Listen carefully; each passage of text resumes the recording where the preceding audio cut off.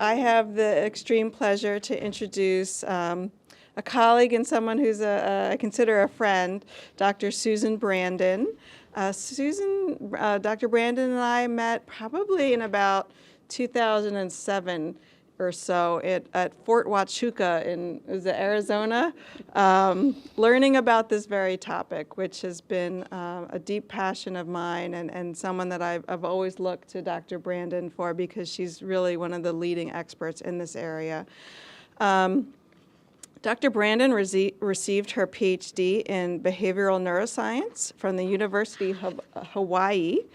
I have a feeling her dissertation was on analysis of auto-shaping in goldfish, looking at her publications. You never know where you're going to go, do you? But she's had many prestigious positions. Most recently, she was the research unit chief for the High Value Detainee Interrogation Group, otherwise known as HIG, from about 2009, 2010 to 2018. I'm sure she'll tell us all about the HIG and what research they've been conducting. She was also the program chief, behavioral sciences research for at the Defense Intelligence Agency. She was chief over at the National Institutes of Mental Health of Affect and Biobehavioral Regulation Program. She was a visiting senior scientist at the American Psychological Association, and many others. I could keep going on, but again, this is someone that I've really admired. I've admired her work and her ability to translate the work into practice, and I think that's going to be a large focus of what Dr. Brandon is going to be talking about today. So please welcome Dr. Brandon. Thank you. Thank you, Allison. It's been my honor and pleasure to work with you over the years. Thank you, Professor Stefanidis, and Mike, and Matt, and Ms. Riddle. And my thanks to the Center for this opportunity to share some thoughts with you today. So, interrogation from science to practice. Let me just say a word about the word interrogation. I'm going to use that term and interview exchangeably. The science that's relevant to both of those is equally relevant. An interrogation is an interview where people are assumed or perceived to be in custody. But the science that I'll talk about is relevant to a victim interview, a witness interview, a suspect interview, and so on. All right, so in broad strokes, what I think I'll talk about is what was the need that generated this science of interrogation? What was the government's response to it? I'll say something about the science to give you a flavor for it. We have some data on its usefulness, and then I'll give you some reflections of my own about that process. So the need for a science of interrogation came about with the perceived failure of the CIA's enhanced interrogation program, which, according to a Senate Select Committee report, was in violation of U.S. law, treaty, obligation, and values. President Obama, very soon after he took office in January 2009, released an executive order 13491 that did several things. It shut down that CIA program. And it also set up a task force to study interrogation practices and methods. Right? And that task force spent about 9 months deliberating and recommended what came to be known as the High Value Detainee Interrogation Group. It also said that effective immediately, nobody can use anything but the Army Field Manual methods. The Army Field Manual method was released in 2006. It's a public document. You can download it from the internet. If you look at its methods are very similar to the one that was around in '92 and very similar to the one that was around before that. So this was present even when the CIA was running its own program. But now this is mandated across the board. There was a carve-out for law enforcement. Law enforcement doesn't have to use the Army Field Manual methods. Law enforcement can use its basic rapport, non-coercive based methods. Right. And so also then the executive order said we should study and evaluate then whether the methods that are now mandated across the board are adequate to gain the intelligence that we need. So study and evaluate. It recommended setting up this high-value detainee interrogation group, which initially had 2 mandates. One was to send out teams of individuals who would then do what the CIA had done, but using the Army Field Manual methods. And that is to interview people who are assumed to have high-value knowledge about strategic-level threats against the U.S. and our allies. So the HIG has these teams, and they go out on a regular basis anywhere in the world, including in the U.S., to interview such people. Another mandate of the program was to do some research, and that was what I got involved in. And it was lovely to be part of a federal program where it said that thou shalt do research. It's not just if you have time and money left over, but you shall do research. Right? So what we soon discovered when we set up the research program was that the methods that were being used across the board, Army Field Manual, law enforcement, intelligence, everywhere we could find, were roughly based, if on any science, on science that was around in the 1950s or 60s. So this is when women vacuumed in heels, apparently, and gas cost 27 cents a gallon, and you could get a fish sandwich for 24 cents. So that was an immediate challenge to us. We also found that the training offered across the board, we're kind of state, local law enforcement, federal law enforcement, intelligence agencies, and military, was based on experts who had been in the field coming back to the training schools and saying, well, this is what I did within the mandates of whatever was mandated at the time, but within those lanes in the road, this is what I did, and this is how it worked for me. So it was all anecdotes, right, based on shared experiences, and we actually found a lot of people who said they learned a lot from how people do it on TV and the movies. So what the HIG tried to do was replace that with a scientific model, right? So based on sound psychological theorizing, systematic studies that were replicated across a variety of contexts, and replace the anecdote-based training with training based on science. So in broad strokes, this is a comparison of, actually it's still current, mostly law enforcement and intelligence community versus a science-based method. 50s science versus 21st century science. The current methods are very accusatorial. They're guilt presumptive. Right? The science-based methods are support the idea of rapport, and I'll say a bit more about that. Current methods are confession-focused. We just want to get somebody to admit to something. The HIG methods are based on getting information. In part, that was because we were an intelligence agency and we weren't going out to find out what people had done. We wanted to find out what they were going to do in the future. But nonetheless, the idea is you do an interview to get information. If a confession happens along the way, that's not where you stop. What you want to do is get information from someone. Current methods of detecting deception are anxiety-based. It's how much do you fidget, groom, look up to the left. None of those cues are indicative of deception. Right? The cues to deception are in the words that we use, the words that we say, so they're cognition-based. And what's really alarming to me, and I think it's a moral failing on the part of the government, is that none of the methods used, including the Army Field Manual, which is mandated now to be used across the government, have been validated.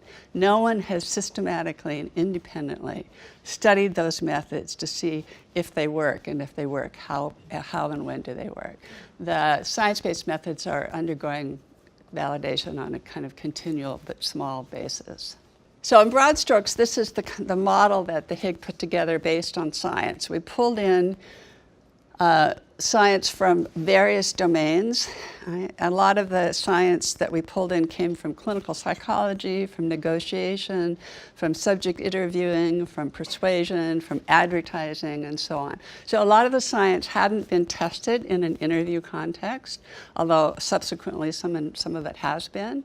But what we did was just really go back and say, okay, since those 1950s when people were vacuuming in heels, there's been a wealth of behavioral data, right, on how people think and how they act and how they talk. So we brought that into the HIG and then commissioned our own reports as well. And this is in broad strokes. There's stuff on how do you make decisions, how do you plan properly for an interview. And then the interview, I'll say a bit more about some of these, but each one actually represents a body of science that's been sometimes between 40 and 5 years of data behind it. Right? So this was, in broad strokes, the model that we use. So just to give you some idea of what we now teach and how we think about it, I'm going to go through a couple aspects of this model. So you'll see that rapport sits over every bit of it. This is a path model that is based on some data that were collected in actually southern Massachusetts and Rhode Island.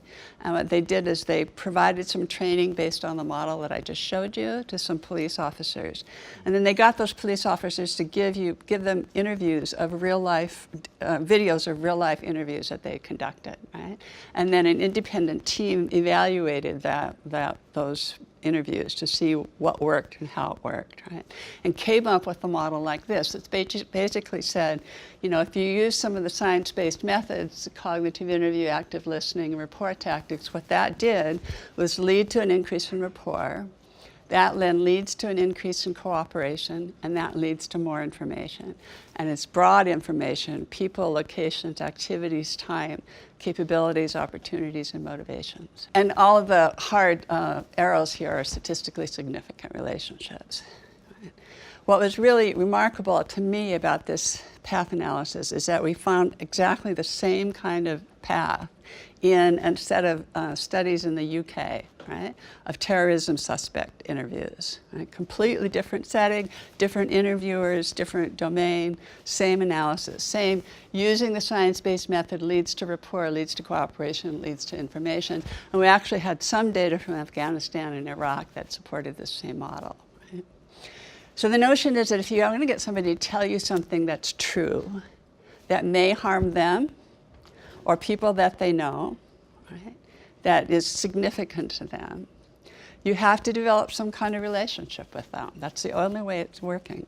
Just put yourself in that spot. Would you tell somebody that you didn't trust that intimate kind of information? It's just not going to work any other way. Right? The only way it works is via rapport. Now, pain will make people talk, but it won't make them tell you what they know. So that's the importance of rapport. Now, when we talked to people in the field, they all agreed that, yes, rapport is really important, but they had widely different definitions of what it is and how you do it. Sometimes it was just offer them a drink or a cigarette or something like that, right? So one thing that we did was take from the clinical psychology literature a definition of rapport. Right? And in that domain, rapport is developing a sense of autonomy in the subject, convincing them, encouraging them that they are choosing to talk, right? If you push people into a corner and force them to talk, what do? They push back, right? That's what you do. If somebody pushes you, you push back. So what you do is you encourage a sense that they have chosen to talk, right? And then other principles of commitment and consistency make it more likely that they'll continue to talk. You show acceptance, right? No judgment about their particular behavior or who they are. You adapt your interview. Right? You may have this whole plan set out, but somebody may go down another road, so follow the rabbit. You show empathy, genuine empathy. Right? And evocation is just trying to draw out the values and beliefs of individuals. So that terrorism study, interview study that I mentioned before in the UK actually found that interviewers who exhibited these aspects of rapport building got more information from their suspects, almost independently of the kinds of questions that they asked, right? So this is the context in which they work to get valid information from their subjects. Now, I want to let you know now that if you feel like you want to leave at any point during this conversation, that's your right. Okay. The door is not locked. You are here because you chose to help us with this case. And again, we really appreciate that. And if anything comes up during this conversation that you feel like you want to talk to a lawyer about, just let us know and we'll stop, okay? Mm-hmm. Sounds good. Yep. All right, so that's just an example of some of the stuff that we use in the training, right? That's an investigator encouraging a sense of autonomy in the subject. You can get up and leave anytime you choose to. The fact that he doesn't get up and leave then makes him think, well, apparently I've chosen to be here, right? And that increases the likelihood that he will continue to talk. Another module is what we call sense making, and it really sits under what do you do if an interview isn't going very well. Sometimes the subject is in a kind of flight mode, right? They're going to shift the topic, they interrupt, they deny, sometimes they just turn their chair to the wall and refuse to look at you at all. I was on a HIG deployment once where somebody just put a blanket over their head. Right? So that's an avoidance stance. Right? What do you do? Or they might be quite competitive. Right? They might be fighting. They criticize you, demand things of you, make excuses or threats. All right, both of these are going to be problematic. Obviously, you want people to be in a cooperative frame. You want them to help you solve the problem, answer the who, what, where, when, and why of interest to you. So sense making is a methodology that helps people, if things are not going well, understand why they're not, and then gives them a methodology to deal with it if it's not going well. So I'm going to show you a brief video of two people talking. It's not an interrogation, but you'll get the sense that things are not going well. They go well briefly, and so we'll try to figure out why. It's just, there's all this pressure, you know? And sometimes it feels like it's right up on me, and I can just feel it, like literally feel it in my head, and it's relentless. And I don't know if it's going to stop. I mean, that's the thing that scares me the most, is that I don't know if it's ever going to stop. Yeah. Well, you do have a nail in your head. It is not about the nail. Are you sure? Because, I mean, I'll bet if we got that out of there... Stop trying to fix it. No, I'm not trying to fix it. I'm just pointing out that maybe the nail is causing... You always do this. You always try to fix things when what I really need is for you to just listen. See, I don't think that is what you need. I think what you need is to get the nail See, you're out. not even listening now. Okay, fine. I will listen. Fine. It's just... Sometimes it's like there's this achy... I don't know what it is. And I'm not sleeping very well at all. And all my sweaters are snagged. I mean, all of them. Yeah, that sounds really hard. It is. Thank you. Ow! Oh, come on. Ow. If you would just... Don't... Okay, so that's an exchange between two people that wasn't going very well.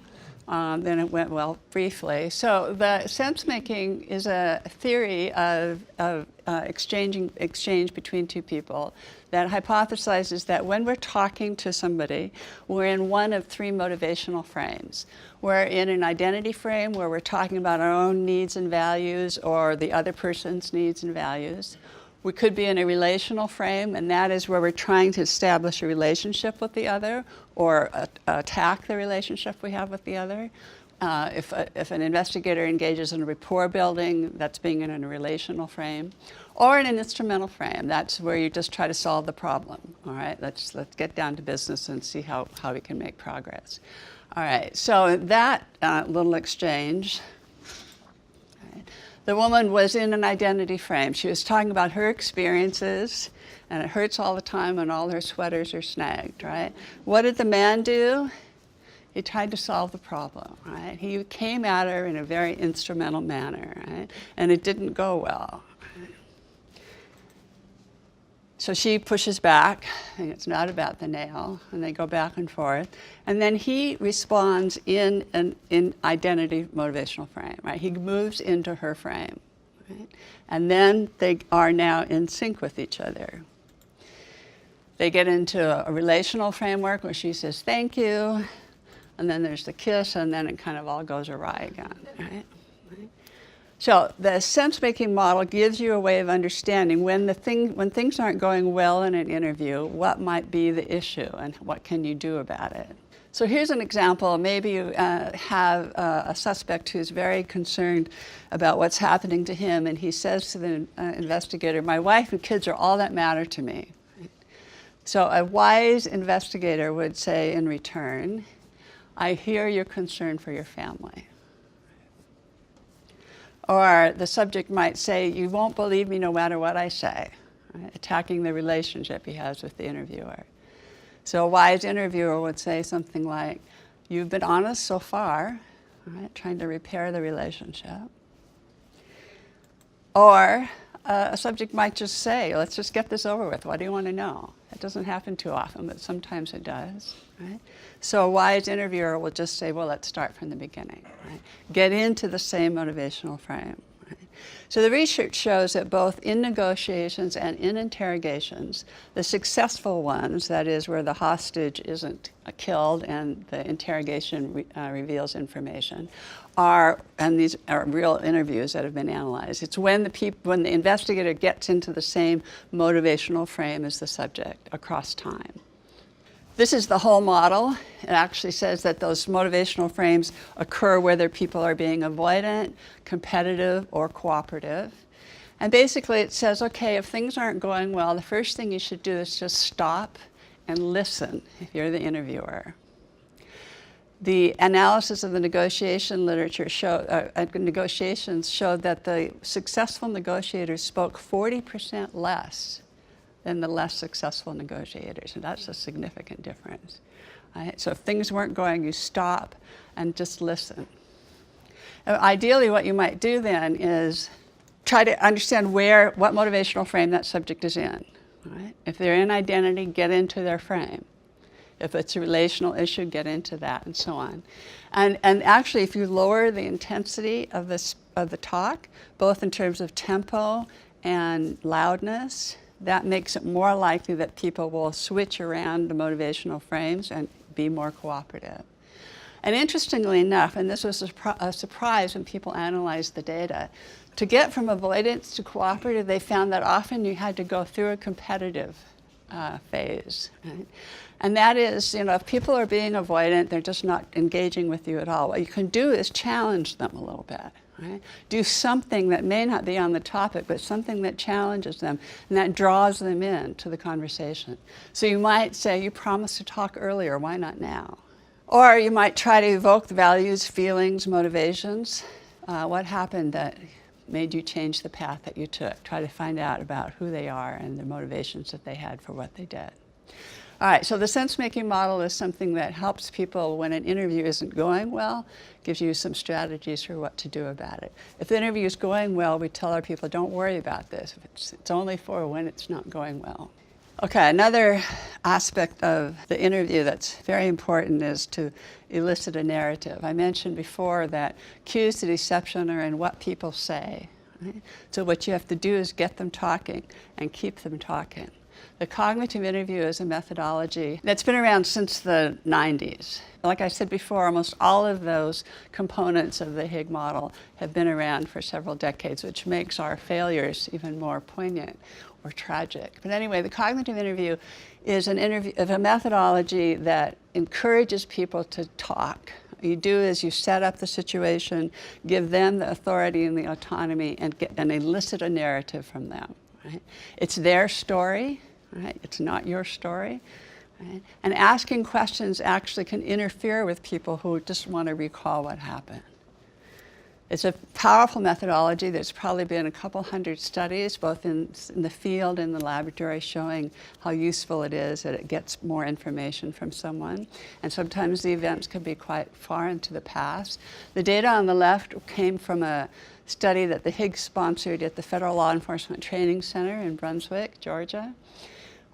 They sent a researcher down there, a cognitive interview researcher, and what he did is he taught some of the instructors the cognitive interview, right? And then those instructors went to other instructors across the training facility, right? And interviewed instructors. And they interviewed them about, tell me about all the meetings that you had last year. And they used either the cognitive interview method or what's called the FLETC 5-step method, Federal Law Enforcement Training Center 5-step method, which is a decent method. It's rapport-based, asks open-ended questions, but you can see the amount of information they got from the cognitive interview is wildly different and better than the FLETC 5-step method. So those kinds of outcomes are fairly common. I have a colleague from another intelligence agency that likens it to replacing the bucket brigade, you know, very laboriously moving water, one person to another via a bucket, with opening up the dam and letting the water flow through, opening up the memory and letting the memories come out. So let me say a little bit about the attempts to do some validation of these methods. It's not easy to do, so I can kind of, you know, once trying it, I can see how it's something that hasn't been done very often. The HIG couldn't validate its own people using these methods because the deployments are highly classified, they're not recorded, all kinds of sensitivity issues. So we looked for a partner who would be willing to give us access to interviews, real-life interviews. And we found one at the Air Force Office of Special Investigations. They were interested in training some of their agents. We were interested in the field validation. So we partnered with them. This is the HIG, Air Force OSI, and then Iowa State University and Roger Williams University. The Air Force OSI brought in their agents. They were both criminal and counterintelligence agents, about 30 in a class. And then the HIG provided 1-week training on that model that I showed you before. And then the Air Force OSI gave the HIG data from the real interviews, both pre-training and post-training. We scrubbed those interviews for personal identifying information because those are active, ongoing cases, and then gave those data to an independent set of researchers who then coded them blind. They didn't know if it was pre-training or post-training interview, and looked for, did the people use the methods that were taught? If they used them, what was the outcome in terms of information gain in the interview? So this was difficult to do, a lot of attorneys involved. It was expensive because the HIG provided this training. Air Force OSI brought in other agents. But it was well worth it. I think you always learn something. These were the data that came from that particular study. So you can see that pre-training versus post-training, you got more details. The details were more complete, and the subjects were rated as more forthcoming after the training. Those were all statistically significant results. The subjects were also more cooperative and less resistant, although those were not reliable data. So that encouraged us. What we also found that's not shown here is that the subjects also, the interviewers also tended to revert back to those accusatorial methods occasionally. Mm-hmm. And those were then worked against the information gain. But that for me was what was really valuable about the validation study. Not only did we get to test how these methods worked in the real world, right? But we got that feedback, all right? So subsequent to that, we thought, okay, we have to help people understand the dangers of the accusatorial methods. There was also an increase in confessions, but like I said before, that wasn't the primary outcome of the study or the interviews. So let me tell you something about the efforts to then transition this science to practice. The program was set up in March of 2010, and we actually managed to get a broad agency request for proposals elicited before the September of that year. That's quite remarkable in government time. We worked through the FBI acquisition process. They had never done behavioral science before. That was hard for them. They had never done something where you didn't have to be a US person. That was hard for them. They'd never done something where you didn't have to have successfully passed a polygraph, right, to be on the team. Right? It had never done something where it could all be unclassified. So those were battles that we had to fight at the very beginning. But they did elicit a BAA, and the HIG has had a BAA, a request for proposals from the field, broadly about interviewing, kind of not technology, behavioral methods. That's because teams can't go out with an MRI in tow, right? It has to be how I'm going to talk to this person. But they've released a BAA about every 2 years since then. So one of the issues for us was to make this program unclassified because we wanted to tap into people who are already doing research in these areas. The usual government models is say, oh, we'll just get Lockheed Martin down the street.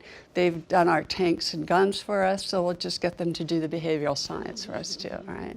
But we didn't want that. I mean, there were people, and Dr. Redlick is one of them, who had been doing research in this area, so we wanted to encourage them to make proposals and partner with us. So the publications were encouraged and allowed, and I think there's probably almost 180 publications in the journals since then. That, even though those were challenges, that's the easiest part.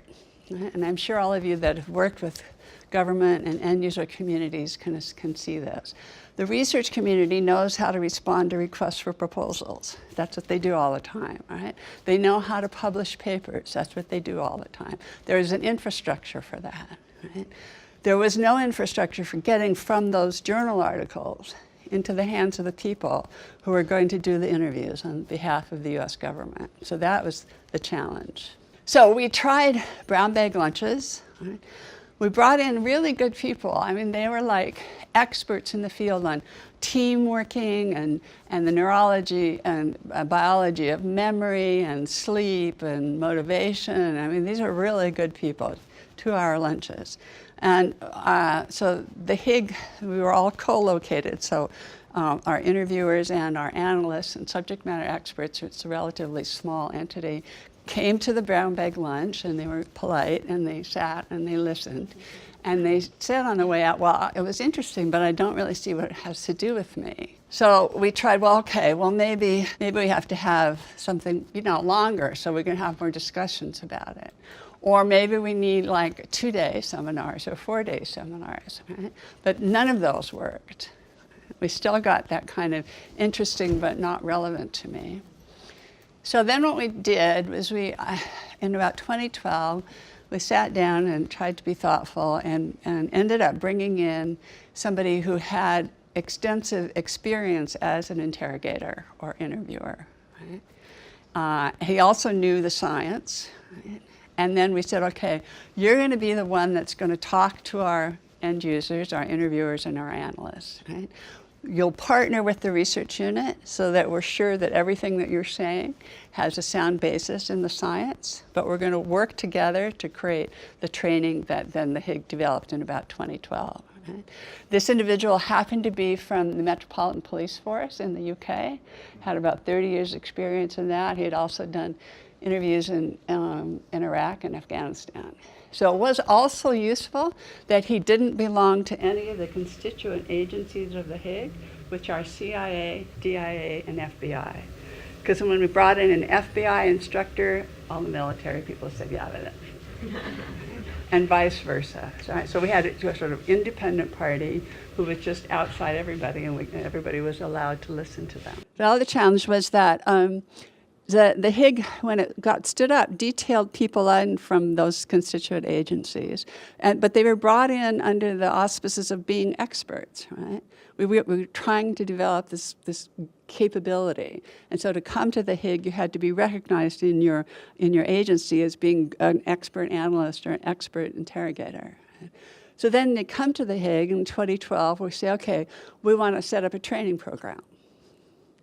Well, wait a minute, I don't need training. I've been doing this for 20 years. I'm an expert. So we developed this model called all experts have coaches. And we used that, and that's true, right? If you're an expert in any sports, what do you have? You have a coach. Right? So it was the training ended up being very little lecturing and a whole lot of mentoring, coaching, doing simulations, providing feedback.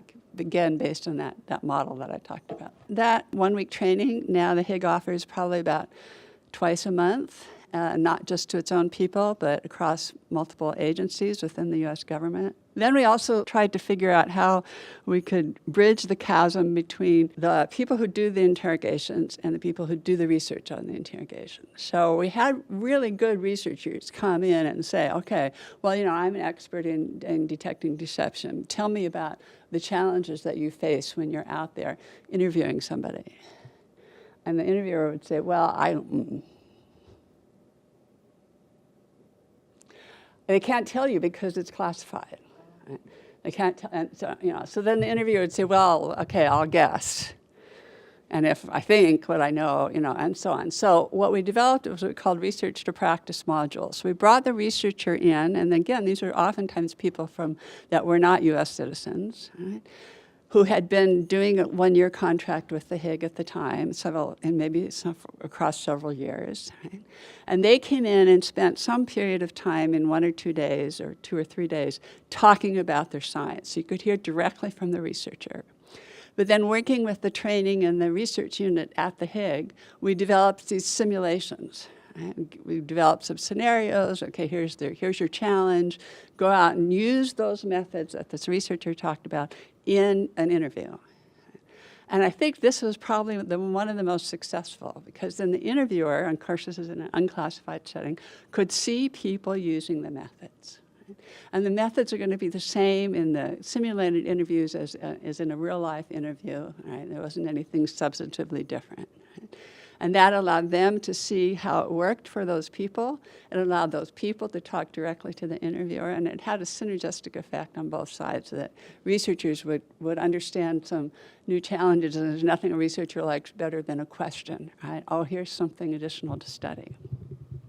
So those were also repeated across the years. Then, I said that we got all these publications and all these nice journals, but nobody in the end-user community would use those, so we wrote non-technical reports. We call the research dissemination reports after IIRs. These were RDRs.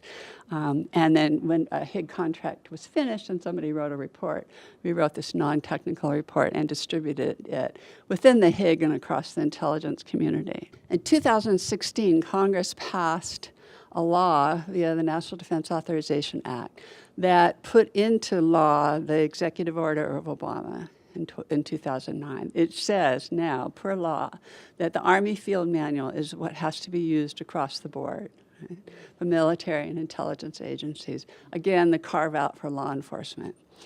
One of the failures of the Higg, in my perspective, in my view, was that this NDAA also said the Higg can the Higg may offer an evaluation of the Army Field Manual and do that within a certain period of time.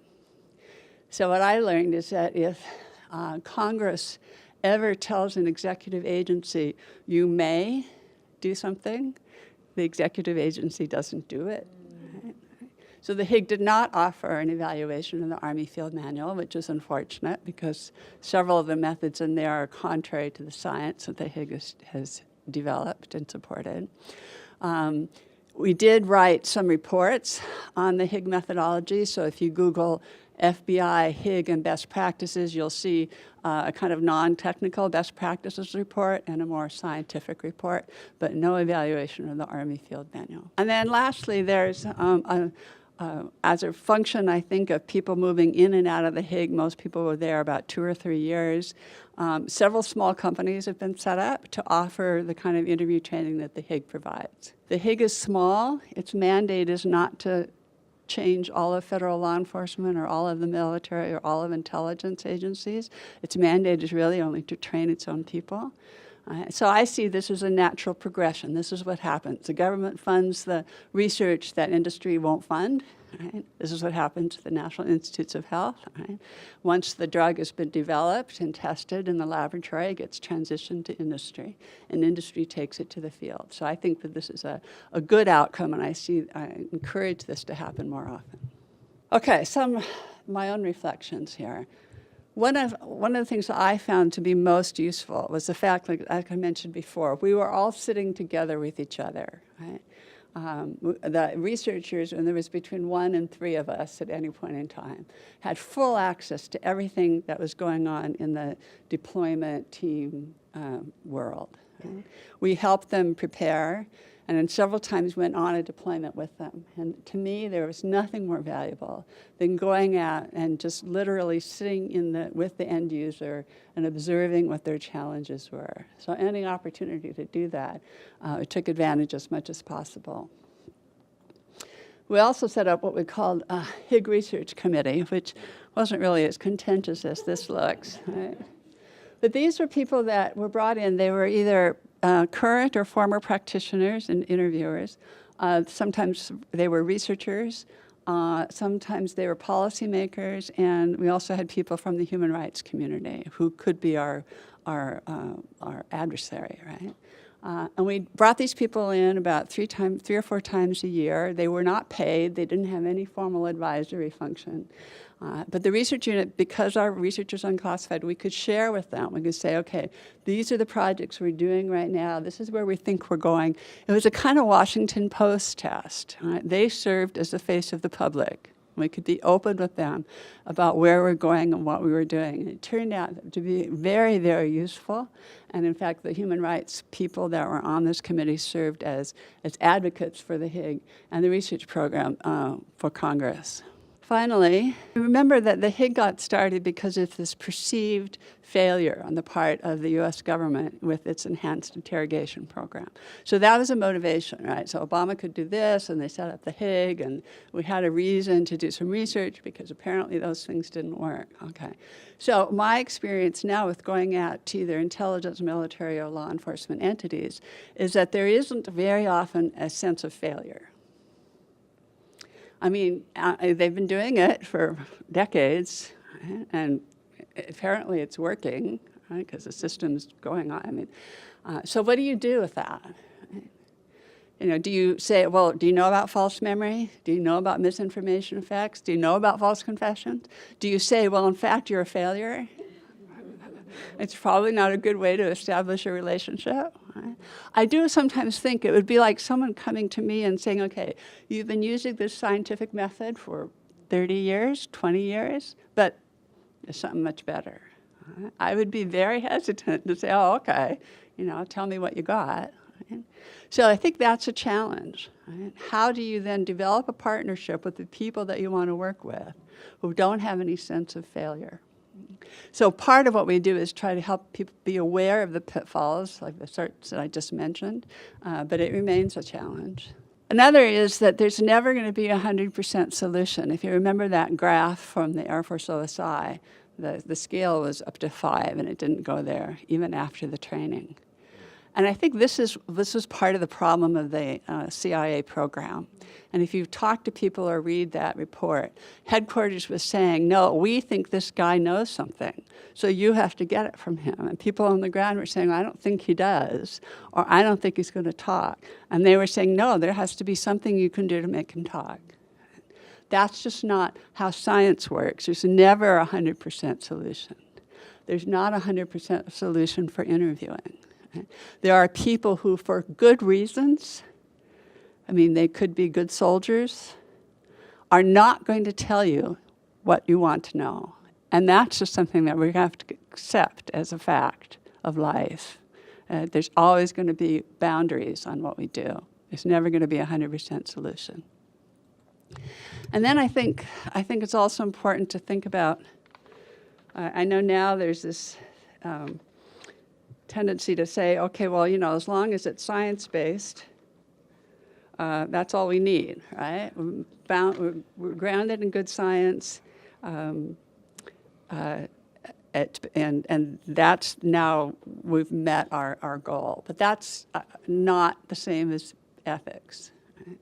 So I think a methodology for interviewing has to be based in science. That's a necessary prerequisite, but it's not sufficient. I think as a country, we have to decide what our moral values are and what ethics we want our interviewers to engage in. And those two things are not the same. As that famous George Washington saying was back in 17 whatever, and he said, we will treat our people humanely. Right? That we have to carry forth these ethics and in partnership with efficacy. But those two things are not the same.